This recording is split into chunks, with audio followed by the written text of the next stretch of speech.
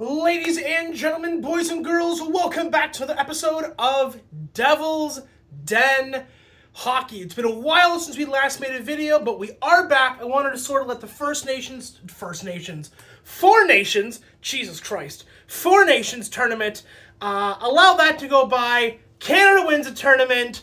Go Canada! Down with the USA.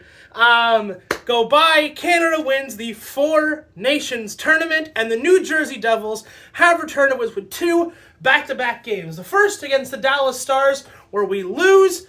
We came out huge in the end of the third period, as we always do in a loss, and then we return against the Nashville Predators and absolutely decimate the Preds. So, there's a couple of things I want to talk about in this video. First of all, the two back-to-back games, the Stars and the Predators, and then there's been a conversation lately about Seamus Casey and the future of Simon Nemec going forward on the team that I do want to talk about, because I've seen a lot of back and forth on social media, and I thought, why the hell not? Let's jump on in, let's jump on this bandwagon, and let's have a brief talk about Simon Nemec. First and foremost, though, before we jump in and get started with everything, I want to let you guys know that we do live streams on this channel from time to time. It's almost always Devils content, usually we're doing NHL 25, we're doing Be a Pro or Season Mode. We're doing a Season Mode right now for the New Jersey Devils, and we're also stream on Twitch as well. Same thing, it's under Devil's Den. And we mostly do non-NHL related stuff. So sometimes we'll play some Baldur's Gate. Sometimes we'll do some Destiny 2. Sometimes we'll play some other video games that aren't related to the NHL or the Devils necessarily. So if you want to go follow that, go ahead on Twitch. It is free to follow. On YouTube, it's obviously free to subscribe. So let's jump on into this. I wanted to get all of that out of the way before we started. So let's jump into this. New Jersey Devils versus Dallas Stars and the Nashville Predators. So first and foremost, the game against the Dallas Stars, I'm going to be honest, I don't think we looked that good. I know that a lot of people said, oh, well, we had the chances, we had the shots, and that's true. There were some good chances on Casey DeSmith. There were a lot of shots. I've criticized the team in the past about not having enough shots on net. Getting like 4 shots a period is unacceptable with the amount of firepower that we have. But this team came out and had like 11 to 14 shots per period. But Casey DeSmith shut the freaking door every single time until the third period. Once again, we are relying on Jack Hughes and Jesper Bratt to basically get all the points on this team. That it feels like unless they score, we don't get points, which is kind of an issue. Because if you have a team like the Dallas Stars that is as good, as powerful, and as effective as the Stars are, they're a hard-hitting, to-the-man defense sort of team, and they will shut your shit down. And they did for nearly the entire game. But Jack ends up breaking the shutout for Casey DeSmith, who I thought played absolutely phenomenal. Casey DeSmith obviously playing with Pittsburgh, now at Dallas. He played great, I thought, throughout the whole game. And we kind of do this effort where it's like, oh, it's the end of the third period. I guess we'll put up some goals now, which, what the hell, guys? Why are we waiting to the last minute to, like, score? Now, obviously, they're not trying for an entire 60 minutes. But at the same time, it's like, so we can score, is what you're saying.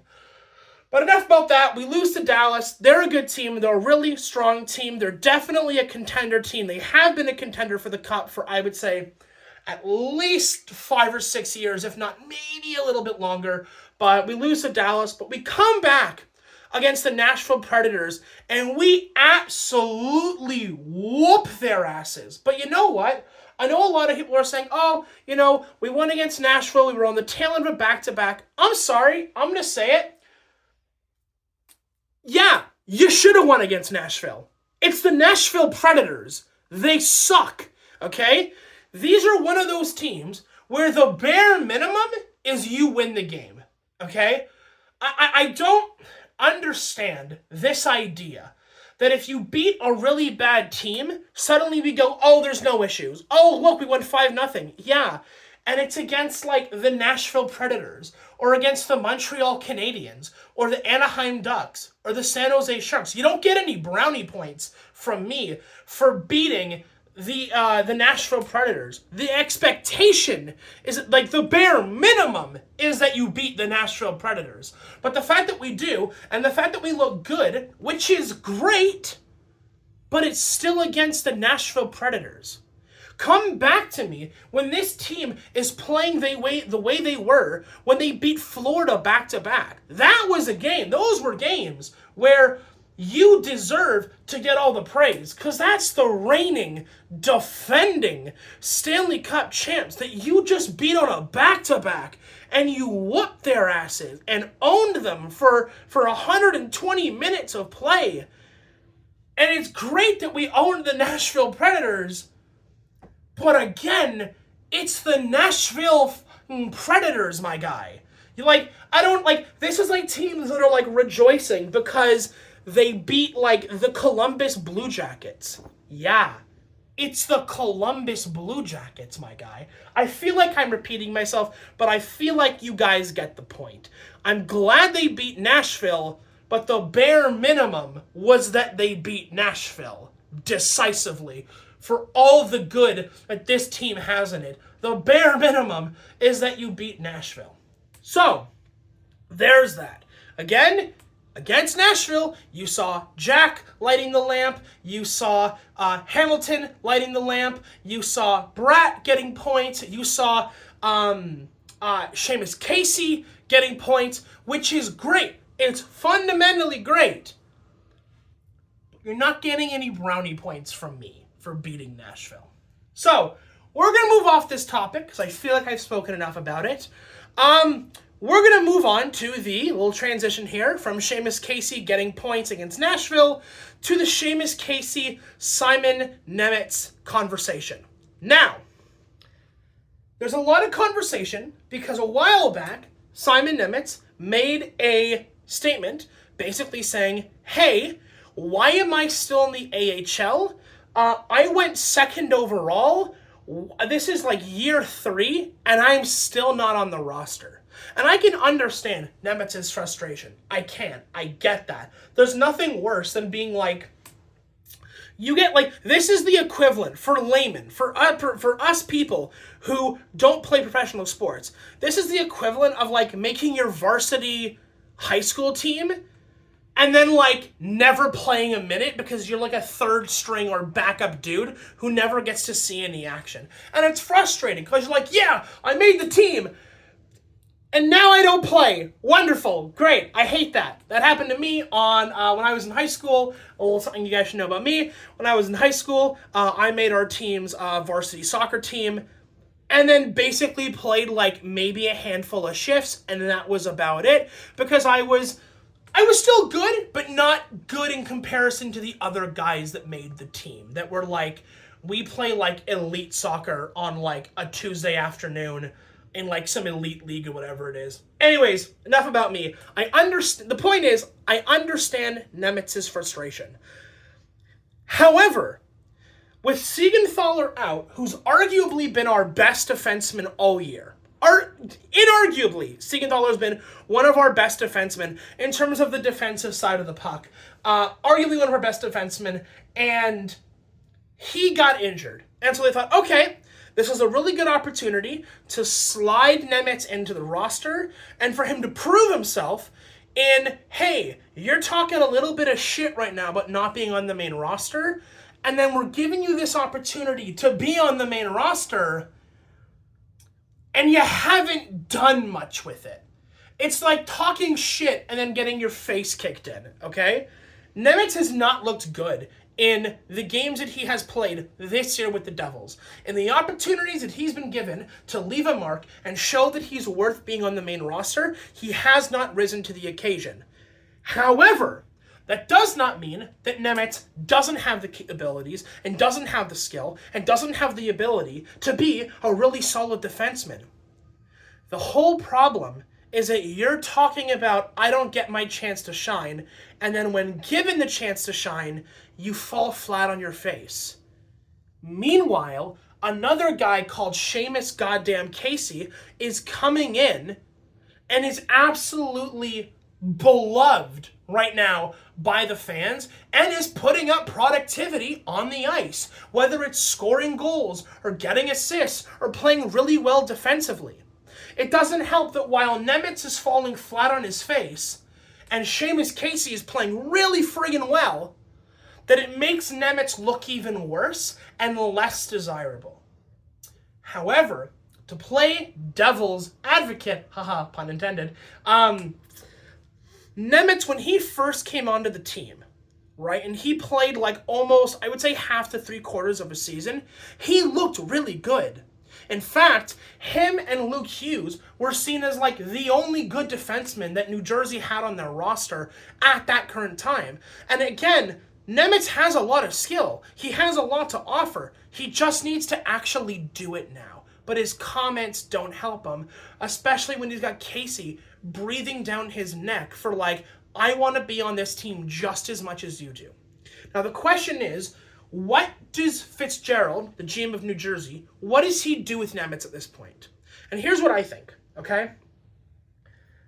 A lot of people want to use Nemec or Casey as a trade option, as part of a package to go get a scoring top 6 guy or a big-bodied bottom 6, third or fourth line forward, okay? And I understand the want or the need to do that, especially given that Nemec isn't playing well. I think genuinely that it's going to be a mistake that we use a handful of games this year to write Nemec off and act like he can't be an all-star defenseman. I don't know why, especially when you've got guys like Dylan and Pesce and Hamilton who are starting to get older in their career. You want to be able to have a replacement for those guys when the time comes.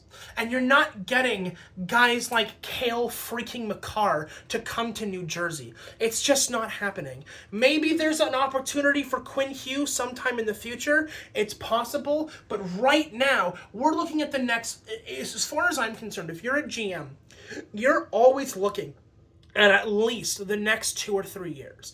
And it's totally possible that Hamilton and Pesce and Dylan, the older defenseman guys, will still be on the team 2 to 3 years from now. That's totally possible. Hell, to be devil's advocate, it's highly probable. So what do you do with Nemec and Casey? Because Nemec clearly doesn't want to be in the AHL. He thinks he's better than the AHL. And you know what? He probably is, but he's not showing it right now. And Casey is making a really strong entry into the NHL, not only at the beginning of the year, but even now when he's being slid in to replace Siegenthaler, okay? Even if it is on a bottom pairing. So the question is, what do you do with these guys?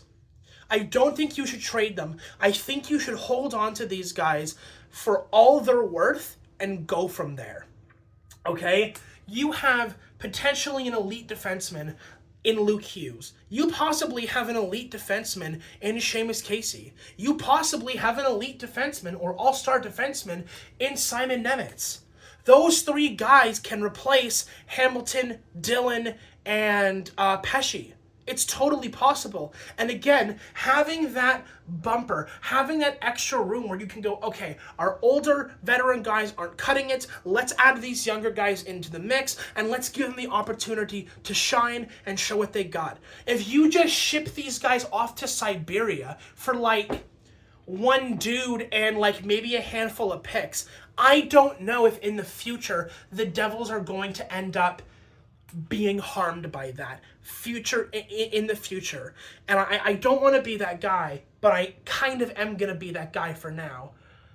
I feel like this, especially as us as fans, we have, because we're so passionate about the teams that we root for, because we are so invested in the team, it feels like sometimes if guys have an on and off night, our gut instinct, our immediate reaction is just to punt guys into the freaking sun. And I just, like, you see guys like Andre Palat, who at the beginning of the year didn't really do much, right? his whole role was to basically just be a bumper for Jack and for Hughes and Bratz and Heischer, right, to help them develop and like win pucks against the board and put it to the slot. That was his whole role. But now, especially I would say the last 15 to 20 games, you've seen Andre Palat actually produce not only in goals but in points and assists, which is great. If he can produce points wise and be that buffer for